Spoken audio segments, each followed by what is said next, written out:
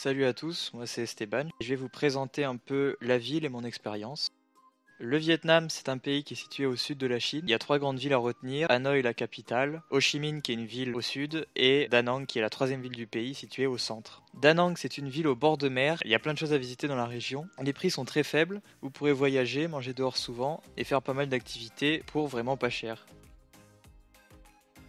En ce qui concerne la fac, les cours sont en anglais. Vous choisirez 5 cours de marketing pour le premier semestre et 5 autres pour le second. Les profs parlent un anglais assez facile à comprendre. D'ailleurs, vous avez tous les PowerPoint sur Moodle. En classe, c'est assez similaire à l'IUT. On a des travaux de groupe, des oraux de 10-15 minutes et vous aurez 15 heures de cours par semaine seulement. Pour la notation, il y a une partie contrôle continu et les partiels sont en décembre et en juin. Ils comptent pour 40% de la note finale. D'ailleurs, globalement, les profs notent comme à l'IUT.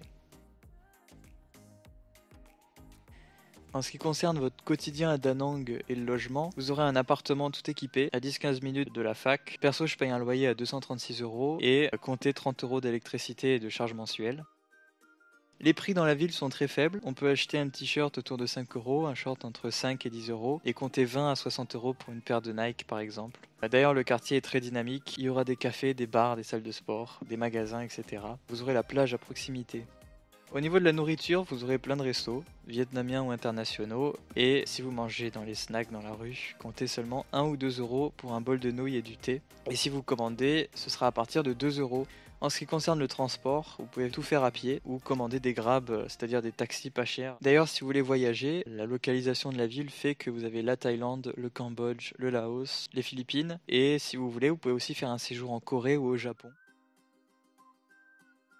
Concernant la budgétisation, il faut savoir que moi je suis boursier au Crous, donc je perçois aussi l'aide du gouvernement de 400 €, la mi-messerie. Si vous n'êtes pas boursier ou boursière au Crous, vous aurez l'aide de la région sud, une aide de 250 €, mais ça c'est les chiffres de 2024, donc renseignez-vous bien. En ce qui concerne les dépenses, j'ai pas inclus dans mon calcul les frais du visa, les frais d'extension du visa 127 € qu'il faudra payer en dong au Vietnam, et le billet d'avion 600 € aller, 600 € retour. Avant de partir, je vous recommanderais d'aller chez votre médecin traitant. Vous demandez à vous faire des vaccins, c'est pas obligatoire, mais je vous le conseille. Vous pouvez aussi prescrire des médicaments comme le Doliprane, ce genre de truc. Ça peut toujours être utile au Vietnam. Bien sûr, n'oubliez pas surtout de demander une attestation comme quoi vous êtes en bonne santé. C'est un prérequis pour avoir votre visa. Ensuite, pour les paiements à l'étranger, vous risquez de payer des frais à chaque paiement. Pour vos retraits aussi, vous pouvez payer des frais. Et pour les virements au propriétaire pour payer le loyer. Pour éviter ces frais, ce que j'ai fait, c'est que j'ai installé l'application Revolut. C'est une banque en ligne, vous pouvez faire un compte très rapidement. Vous achetez la carte standard à 5 €. Et vous pouvez payer et retirer de l'argent sans frais, dans une limite de 200 € pour les retraits. Si comme moi vous préférez payer votre loyer par virement, moi je vous recommande l'application Wise. Wise, c'est une banque en ligne qui est gratuite. Vous créez votre compte gratuitement et vous disposez d'un IBAN qui vous permet de faire des virements de votre compte français vers votre compte Wise.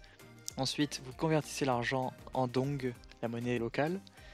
Et ensuite, vous pouvez faire un virement à moindre frais pour votre propriétaire. D'ailleurs, je vous déconseille d'utiliser Revolut si vous voulez faire des virements à votre propriétaire, parce que si votre propriétaire n'utilise pas aussi Revolut, vous payez des frais bancaires. Alors que Wise, comme vous le voyez dans ma simulation ici, vous payez que quelques euros de frais. On arrive à la fin de cette vidéo.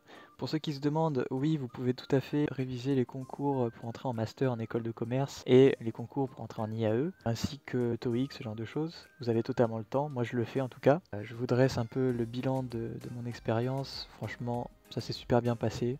Les cours, les professeurs, très gentils. J'ai pu visiter un petit peu la Thaïlande aussi, j'ai visité le Vietnam bien sûr. Et franchement, mon voyage se passe très bien jusqu'ici. Je vous souhaite du coup un bon voyage.